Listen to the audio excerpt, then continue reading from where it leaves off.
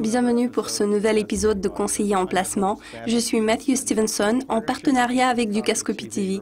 Rappelez-vous, l'argent peut prendre soin de vous, mais il ne peut prendre soin de soi-même. Aujourd'hui, nous nous pencherons sur un géant commercial, Glencore.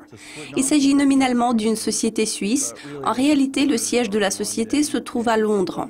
C'est un géant mondial qui vend divers produits de base, céréales, pétrole, zinc, cuivre. Pour résumer, il fait du négoce et du trading des matières premières dans le monde entier. Le groupe est propriétaire de plusieurs mines, des mines de charbon, des mines de zinc. La société s'est récemment retrouvée à la une des médias car elle a vu ses actions exposées à une extrême volatilité à la bourse de Londres. Lorsque je préparais le rapport pour ce programme, les titres de la société se négociaient à 123 pence par action. Maintenant, le cours a rebondi vers 130, donc le cours des actions de Glencore est très volatile. Depuis l'entrée en bourse de la société, en 2010-2011, le titre se négociait à 5 livres par action, c'est-à-dire 500 pence. Au cours de la crise des 3 dernières semaines, le cours des actions a reculé à 67 pence, mais le titre a réussi à regagner du terrain pour grimper à 130 de son plus bas de 70.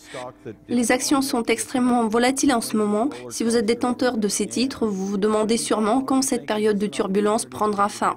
Cependant, si vous n'en avez pas, vous vous dites peut-être « Tiens, ça peut être une option intéressante vu le contexte défavorable. Je pourrais faire un peu d'argent en achetant ces actions à bas prix. » Il se peut que ce soit un titre qui vaut 3 livres et vous avez l'opportunité de l'acheter à 130 pence.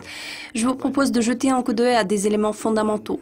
La valeur ou les capitaux propres de Glencore s'élève à 50 milliards de livres sterling. C'est une grande compagnie. En revanche, la capitalisation boursière ne représente que 20 milliards.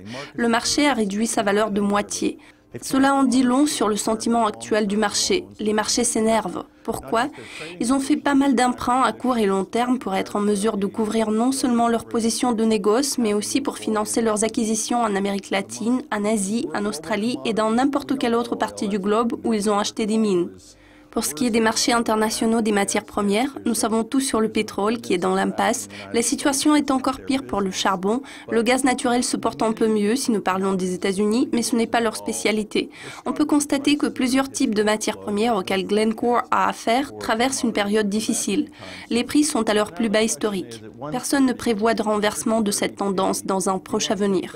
La question est de savoir si ça vaut le coup d'investir votre argent dans les titres de Glencore à un prix de 130 pence. Je vous invite à faire preuve de prudence. Je crois que c'est une entreprise bien gérée au niveau opérationnel. Cependant, il faut garder à l'esprit que c'est une société de négoce de matières premières, une société à levier important.